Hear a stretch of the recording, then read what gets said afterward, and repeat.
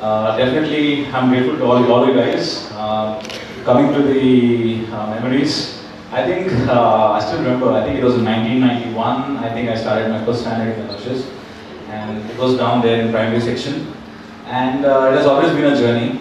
And I think coming from the primary, then we had as a student, we tried many sports, but only which fitted me was athletics. Athletics. So, alright. There's a long list of your success stories, but as you said when we met for the first time that you had to take a break after your... Definitely, I was feeling that they are 1 year ahead of me. But I knew one day that once you end up somewhere in life, nobody asks you how many years later you joined your friends. Nobody will ask you how many years it took an attempt to pass out or come down. End of the day, what are you reaching? What goals you reach? That will speak for itself. Nobody will ask you what was your rank, what was your marks, how many attempts, how many days you missed out, nothing. So, moral of the story is good things take time. Absolutely, and we should have patience. And never undertake patience. Why I say is that always believe this. The life always teaches good to you. It always happens for good. That's it. Alright. Okay, we'll straight away dive into our topic. We'll have to slightly adjust our chairs. We are having the... Thanks to Andrew Deepus, I played that game. Otherwise, if you wouldn't have been there, or if you didn't work hard on the bat, I probably wouldn't have played that game. Okay, we need not switch off these lights. That was just for the introduction. So switch on these lights, keep them on. Okay, this video of VVS Lakshmi is talking about that iconic 281 runs innings where he had to bat for 3 thanks to our physiotherapist. What is the role of a physio, and then how do they get into the plays? See, judo, more of a neuromuscular, you say individualized game. And if you look at football, it's more of a contact sport which is driven by the dressing room. So you need a group of people to work out well in a football. If you cannot have one good player and have 10 mediocre players, you will be nowhere. But in cricket, if you have one good player who can change the game, I think that can decide the game. So this is one of the differences between different games. Just giving an example. So now, again, when you're playing white cricket and red cricket, so in red cricket is more to sustain the energy for 5 different days, And playing for morning till evening is not an easy job. So first thing we have to do is that we'll see that we do a good conditioning. So every time when they go for a match, there's a good pre-season or a camp. That's what's called as camp. So this is a time where we load our players in such a way that they could last for a particular. Now, if the season is 3 months, we are going to load them for 3 months in a very aggressive way. So that will be like loading you just keep loading the muscles plus. And just before the game, we try to lower down. So that's one. Second thing we think about is nutrition. So what are they going to eat? What they have to avoid? This is very, very important. Third thing will be if they are rehabs. So we are doing the gym in the morning, and evening we do free, like nets, or we do the free training. So these are going to be very aggressive in the pre-season. So there will be no breaks. So more than skills, fitness comes first. Very, very important because that's how is now every sport. Okay. Every sport requires fitness along with a good health. Okay, next video please. I'm losing some nerves. This is hilarious, man. I think it's hilarious. The sound, I've got to say. Cramp is not funny. At least the... Alright, what's wrong with this? See, there are two things here. I think it can be a cramps. That's one of the important things, or maybe a hamstring. Cramps or hamstring? Yeah. So what happens is that when you play against Delhi, they scored 195. So Rahul was batting the entire innings. He was not out. He scored a century. When he was coming back, you could see that tiredness, coming back. I knew that, he's a captain, he has to go back again, and Quinton de Kock finished his entire innings. Going back, he's in a situation where he has to go and start. 20 overs, 120 spots for sure. And with that heat and humidity was among us, and the stadium, a lot of people, it only makes your life more harder. So, these are the things when you get this cramps. One thing is that you have to maintain your salts, electrolytes, and to try to give a lot of water, and also prevent. You have some supplements for that. But that's one of the commonest thing even in normal. When I'm practicing in Mangalore, if there's an athletic meet, at least I get 5 or 6 kids coming back and getting fainting episodes, or they are having some, a little bit of what is the conversions. It's very important to have is a calcium, vitamin D, and salts. They are very, very important in every athlete's life. So this is one of the cramps, one of the most commonest symptom and commonest problem every athlete. They will tell you one point of their games. Either it's cricket, one day, 5 days, or T20. Okay, alright. Next video, please. On the back of the helmet, he went down. Did he? Oh, he has some moves. Chair pull. Almost ducked into that bouncer correctly. Going right away. Yeah, or if he was out. Off plate, there was one time where people had to play without the grilled helmets. Perhaps Sunil Gavaskar, that's why he became the legend. But now the helmets are there. But recently, after the death of Phil Hughes, we have been hearing this word concussion. So what happens here? How critical is this? And once he gets up, what are the questions as a team doctor you are supposed to ask to decide whether this player can continue or not? See, where are you right now? And you know what are you playing? Where are you playing right now? And you identify me. So asking the very basic questions. So when you ask these 5 basic questions like who are you, where are you, what are you doing right now, you know what is the time right now, just tell me a time. So usually if they are able to answer this question, I am pretty confident and I just allow them to play. And I watch for some time because we see the substitutes can be ready. In cricket, again, of new rules we have concussion substitutes which are not there before.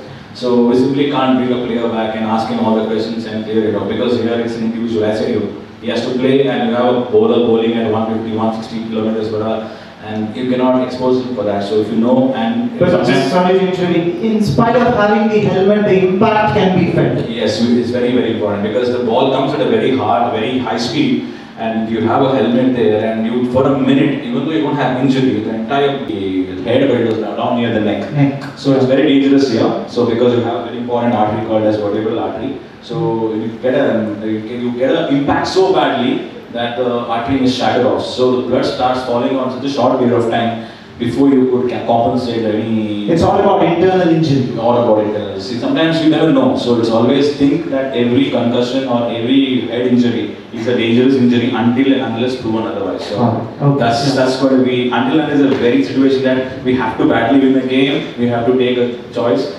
That's what I'm telling, that is a different pressure altogether. But that is the most crucial time where you will be judged how good you are. It's a very important test for us. Alright, thank you. Next one, please. Audio.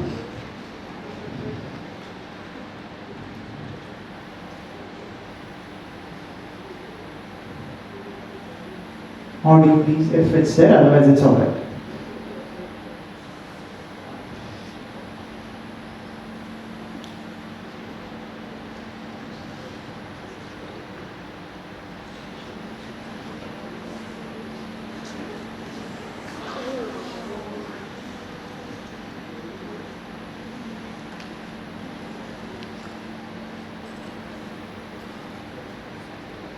Alright, thank you. Now, these are the cases, again, maybe I'm suspecting might be a finger fracture or something. This is a case where the scene is right in front of you. There are no speculations, nothing. What needs to be done in these cases? See, this is a situation where either it have been a contusion where the ball comes and hits in your hand because there are no muscles. Directly it gives you an impact on the bone. So it's very painful. It will be like for that 10 minutes, it will be very painful, eventually it goes off. We can fix it back. If it's a very small dislocation without a fracture, we can fix it back. But the question again is like whether you can continue or not depends on the situation. But in this kind of, especially in cricket, it's very difficult to, even a small injury in your finger is detrimental. So we will not continue the player most of the times. But if it's just on an examination, if you feel it is just a contusion where the ball has come and hit you tightly into your bone, there will be pain for 10-15 minutes. Put out some sprays and stuff. By the anti-inflammatory, it comes down in a few minutes, but he can continue. What does that magic spray does? Usually they say something. It is not a magic spray. So it's just a diclofenac spray like Walling is what we have. It's nothing beyond that. It's something they call as a nitro spray. The moment I spray it, it just comes out like a foam all over, like a smoke. But at the end of the day, what does it do? Sometimes it gives you a pain here. And when I'm putting a gel here, the gel has that, that cold kind of a compressed kind of a thing. Feel good factor, the brain likes it more than the pain. So you will be thinking about that feeling of that, symptomatic relief the gel gives you. Actual pain is still there, but you're not feeling it. That's it. That's amazing. Nothing beyond that. Thank you. This is under ki baat. Because after they come back and they leave your head double, so it's not going to be a magic. It is a temporary reading for sure. Okay, next week. Hope you fix the audio as well. Some salt tablets coming out. Audio There's a please. little bit of water, so they're throwing everything at it. You got to say, James Brayshaw, this was a little bit humorous. Just the attempts to try and get it back up. There it is, right? Any sportsman who's ever had cramp in the hamstring knows how excruciatingly painful it is. It is very painful. But it gives you false hope. You think you can push through it and it'll break you again. Look at that finish he's got. He's having a bit of a chuckle. I reckon no. Now the question is not about the cramp because you've addressed the issue. The question is player trying to push himself. Now the body is not cooperating, the mind wants to play, that's the big not coping up. Now what's the role of a doctor here? See here, you have to understand one thing, that no matter which stage you are in, you should never compromise on an athlete's health. Whether it's playing cricket or maybe after his life. After his cricketing life, what I'm saying. So it is a very tough decisions there. So what happens here is, in case this turns out to be a cramp, sometimes we can get him back, get some time. And especially in cricket, we have some time. We can use a substitute, get him right. I've done that many times.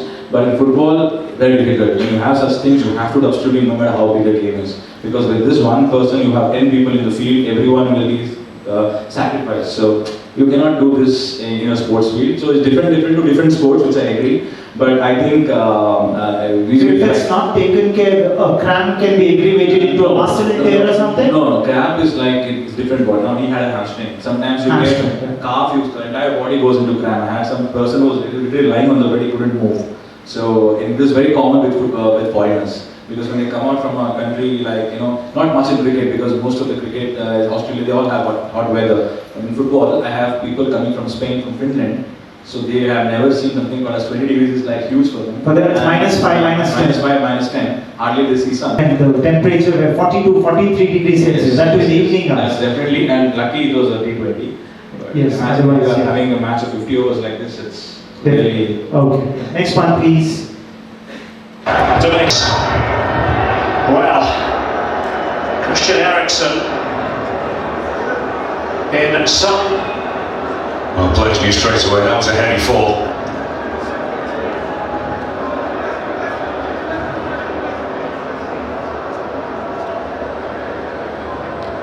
Well, you can tell immediately, can't you, from players' body language. And this is a country with a social conscience. And they can see the bigger picture. It was not shown, but he had a heart attack. The FIFA recognized that particular thing, lost his life. So what's your thought on these kind of situations? See, this is one of the most, I think in India we have a lot of cases. I don't think if you guys have followed football, I think it's around 10, 12 years back, there was someone called as Ronaldo Jr. And there was a match between Mohan Bagan and I think it was Dempo. And there was 1-0. The player goes in trying to, quit the goal. One of the goalkeeper tries to punch him back and he falls down. And he had lost his life. And that's because of that, the medical team, for the first time, the sensitiveness or the importance of the medical team in India began with that episode. So this is one of the biggest episodes in Indian sports history, but didn't have so much of media coverage then. Now here you are seeing a World Cup, and he played really well. After that, there was some problem in his heart. There was some kind of, some injury, some kind of a scarring there, which could have restricted his life. So this is one of the commonest things, and nowadays, before any athlete comes into a club, we do the proper cardiac screening. So sometimes the people will be extremely talented, extremely skilled, but this condition can handicap them. So this is one of the conditions, and especially in this situation, you can see one good thing that the players have done is that they are not allowed anyone to see. So they are giving a good cover, and now you can see the doctors working on. This is called as a cardiopulmonary resuscitation. Whenever you see any sports or any games, you always see a doctor or anyone with a red bag always in the dugout, or you can see them along the sidelines. You have a medical team working out even on the sidelines, the ground lines, and plus the team. So we all have a red bag with us. So we have that cardio defibrillator. So what we do is like as soon as a player is falling down like that, we run into him, just assess his airway, breathing, circulation. One person starts giving CPRs, other one keeps the CPR ready. The moment we start giving shocks, so that the heart starts all over again. So this is, I think, of late, what we have done is that because of the injuries we have, even the players are trained to do that, the medical staff are trained to do that, and even the paramedic staff who are there around, everyone as much as possible are trained to do that. And what I always tell you guys is that anytime you have a chance of doing this, you need not be a doctor to learn this. Anyone can do this cardiopulmonary research, this is CPR courses, you have the basic courses also. In most of the European countries, you see everyone, even in schools, they take these classes. Just have to understand, we not all the time do the defibs, but there are other things you can do, like identifying whether the person is unconscious, whether he is able to speak, or how can you talk to, how give a call to a particular care center, what needs to be done during that time, avoid people away from the person, give him a space. Yeah, recently we had an issue with the singer KK where he suffered this and he was taken to the hotel instead of hospital and they say it could have been, his life could have been saved. It's a very controversial thing because we don't know what exactly happened. But if I was in this place, like when you have a crowd of such a huge crowd and with such a huge, such a humid temperature, you tend to have that, every human being has a threshold. 2 days on the line, it is a tough thing, but we don't know exactly what happened. But if he was feeling tired or something, the best thing, not only for him, any person, if you are feeling discomfort or you're feeling giddy, you're feeling a pain which is starting from the hand, going towards like a pricking kind of a pain, or any doubts, just go to a nearby physician or a local physician, just get it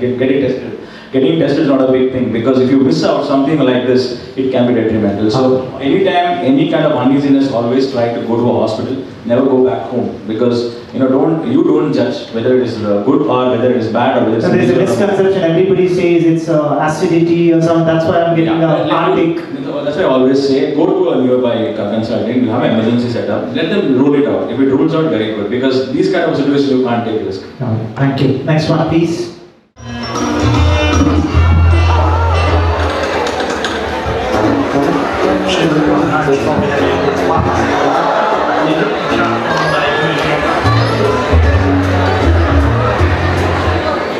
Now, this is one situation in any sports where everybody will be laughing except the player. I do not know what to ask, but please answer. I think whatever you said is absolutely right. Apart from the person who's having the pain, I think nobody else will be ever feeling it. But I remember one situation, I think you guys also know, that I remember one of the persons ran with the spray. And then Ran with the spray. That was a Pakistani doctor. I don't want to comment on that. But yes, it was that kind of situation and you could see the reaction on it. So usually it is very, very painful. It's like what I say, it's like 226 bones breaking together. As bad as that. Sorry, not as good as that, as bad as that. But at that moment of time, you just give him space. Just tell him, just put on ice or something. Yeah. Usually when you're standing so close, they always have a guard. But sometimes, the impact can be, because the player will try to hit as hard as possible. His job will be like to push it as fast as possible. Sometimes you will be unlucky and you end up pain there. But most of the pains are not as major. It ends up like a contusion or a soreness, maybe 2 to 3 days, but probably it will be better. So it shouldn't be a problem. But it's very painful for sure. Okay, I guess we are done with the video, but we do one picture. There's one picture coming your way, and I guess you'll have to just speak on that picture. So this was your not iconic moment for us. For you, it is a regular thing. How was your association? Because now here's a guy who was playing. First of all, Jesuit product. Both of you are Jesuit products. He was playing in front of the nets in our degree canteen in 2014. Most of us have got a chance to speak to him as well. How is he as a person? Do you interact in Tulu? What kind of food you eat when you are together? He's a very professional cricketer. He's a very reserved guy. He's Tulu. So most of the times we have interaction in Tulu. And I think I also know him only when I joined this time. So I didn't know him before. So because I think when I was there, he wasn't there. So he's a very reserved guy, and I think he's one person who represents the calmness. And I think when you are in that position, and more importantly, what I want to tell is that he takes very good care of his diet. So he has a chef for himself. He has a Mangalorean chef in the team for it? Yeah, he is a Mangalorean, but he's settled in Mumbai. No. So he is a Mangalorean, he loves fish. So he has to get that, he does that fish, he loves fish. And and when you're in the profession, you need some space for yourself. So he's more of a reserved person. We are hoping the speedy recovery for him. Something is terribly wrong. Yeah, he has a small injury. That's what I think it's more of a cautionary measure. Maybe he'll be hopefully available in test. But he's what I can summarize if I had to summarize his character, a very reserved personality, a very focused guy, very sharp, and he knows what he wants and what he doesn't. Very maintains his fitness very well, eats very healthy food, and is very selective. So I think he knows what he wants to do. All of us, including yes or no? We'll try. I understand the sensitivity of the situation, but in the near future, anytime. The way the schedule is, he hardly gets to go his own home. He doesn't even see his own parents. No. So I was telling him so, but let's see. And as the bond develops, I will just put in a word. Yes, thank you. In the last picture, then I'll open this forum to the students. This is with the God of cricket. So one thing, just one, you must have seen this guy playing in your childhood. You're standing next to him. So what was the moment like? That's one of my best moments because when I was small, he was my idol. So I used to watch him. I think I remember this situation. We were in primary school town, and on the side there was the staff quarters. So what you should do when there was a 5 minutes break? So when there is there is one period, and you have 5 minutes for difference for the teachers to come in. One period to sneak out, so everybody is on line. So you run to see whether Tendulkar is out or not. The moment he is out, I think we had a 1999 or 1996 World Cup there, and the moment they said Tendulkar is gone, finish, match is over, then come back, and then running. So he was that impact we had, and when I met him there and he had a chat. He's a very wonderful person. I think what I really like about him is how humble he is. He just asked your name, he asked what are you from, he spends day back, he will tell every single player, whatever he asks, explains to him. He's a wonderful person, a wonderful human being, and I think what an idol we have to represent for sports. I think one of the most memorable days of my life. Lucky. In a very simple way. See, what is a tennis elbow? Is that you always, it doesn't mean that only a tennis player gets it. Even a normal person gets it. So what happens is you do a lot of activities, if you have ladies, out of 40 years, everyone gets this, because you're washing the clothes, trying to remove water, or stirring to the, when they cook meals. See, all these things where all the fingers, for example, these are the fingers. So all these muscles are attached to one area here, okay? This area. So this is called as a lateral epicondyle. So it's like one person and there are 100 people around and one person is controlling you like this. So the entire point is over here. So this is called as a lateral epicondyle. What happens when all the muscles are pulling in that area, there is some inflammation, and that's what is called as death. Okay. Yeah. Thank you. Next question. In a match, what do the players get to eat during the breaks, like innings break, or during in football we have half time? Yeah. And during the drinks break, what do they drink? See, usually very basic, simple carbs. Because when we want some energy, if you take it right now, we want to burn it immediately. So I can't take like proteins or some other forms which gives you energy after a long period of time. So we have instant energy. So basically it will be like mashed potatoes, sweet potatoes, a little bit of chicken, maybe of pasta, and some salads, and also some fruits like bananas and some coffee. There is one counter question. The chewing gum. Is it something to do with health, or is it just a random chewing gum? What is it? No, it's an individualized thing. When I ask different people, they say if I don't chew gum, I don't know what to do next. Some people say if I don't take the chewing gum, I can't see the ball coming towards me. And some people say my mouth is very dry. Sometimes this also helps because you want to keep your mouth not very dry. So it gives some some chewing gum. Sometimes they say it also keeps you stimulated. So there is there is no hardcore evidence that it's bad. So you can, if you're a person who like chewing gum during the game, definitely you can do that. There is no harm in that. Next. Is it true that one green tea can reduce the weight of one person? My question is very simple way. If you go and get the green tea from the mountains and drink it, yes. Otherwise, no. Green tea, it's good. But reducing any weight by eating or something is absolutely a wrong conception. So remember, nothing. You have to work out. you don't work out, I just stop at 8 months and look at me what I am because of whatever it is. But we had this bubble problem and we couldn't go to the gym most of the time. So now I'm so lazy, I have to go back and get back to shape. So if I also diet a lot, but I didn't work out. So if you don't work out, if you don't do physical exercise, there is no way you can lose weight. Supplements or protein shakes for youngsters? Yes, this is a very interesting topic. We give people before a training or after a training, or we give some supplements like creatinine once a week or twice a week. But if you're playing real professional, professional ways, like you do a lot of hard work, you come in the morning, you train hard for 2-3 hours, you do your warm-ups, do a fitness regime, then it's okay. But if you're not doing those things, simply taking supplements, and if you don't burn them adequately, that they are going to be really detrimental for your health. So protein per se is always can be used as a recovery, but always I prefer natural. I mean, any doctor, if you ask him, first thing we'll say is try naturally. But certain things we can't, like in a footballer, I can't give him like if I want some protein, I can't give him 1 kg chicken, isn't it? So we want something which can emulate that kind of the protein thing. So we give it a small 2 scoops, mix it with water and give them. But they are going to burn it the same way. So whatever supplements you take, the balance should always be that you use your body energy, the whatever calories you take, you have to burn them.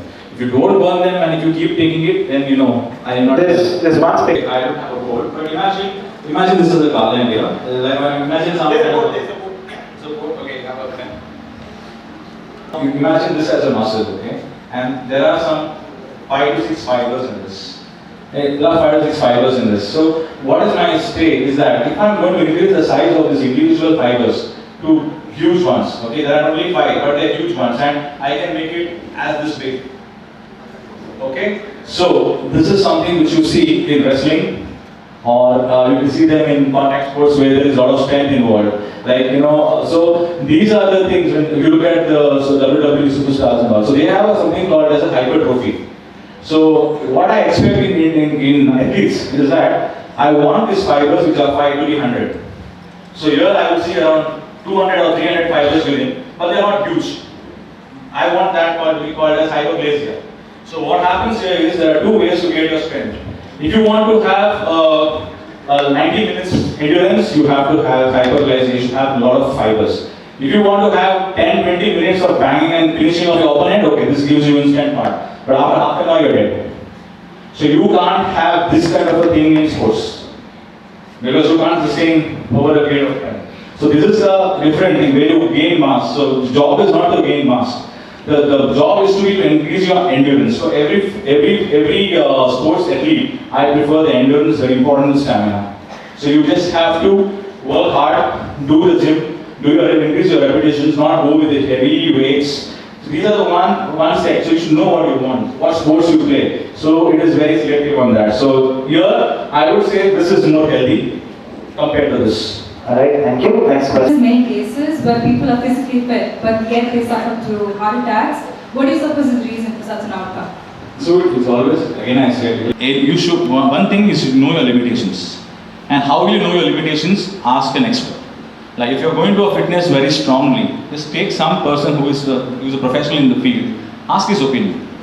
Make proper protocols for yourself. Know what you want.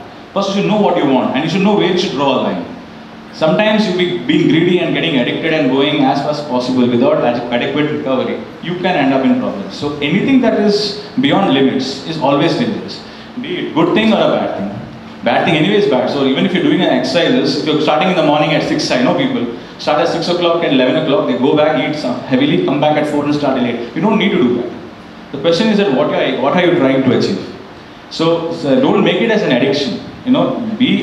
First thing is that know yourself well, know what you want to do, take a proper opinion, make a plan, and then execute. So, and take care of your body. This is very important. So I would always say this as an individualized thing, but I think these are the small rules you should keep for yourself. You should exactly know what you're doing. If you follow the simple rule, I don't think going into fitness can land into problems. Alright. I am an NCC cadet and also a wrestler. And whenever I train myself, I feel extreme pain in my shin bone and even in my calf muscles. So even if it's like a march for 5 minutes, I feel that pain. So can you tell me the reason behind? See, one of the important things you should rule out is something called as a stress fractures. Okay, stress fracture gives up. This is called as a stress fracture. So what I would suggest to you is that first find out that, because even it's also called as a march past fracture, because that happens in your toes, and in athletes mostly it's in the shin. So they call it as shin splints, or it's also called as a stress fracture. So it depends on what grade it is. Sometimes taking good rest, controlling your load definitely helps. So get your calcium and vitamin D supplements checked, and then try to get some investigations done. So I would think it shouldn't be a major problem, but that's called as one of the factors is called as stress fractures. Stress injuries, it's called as. Thank you, sir. Okay. Could you please come on stage for a while?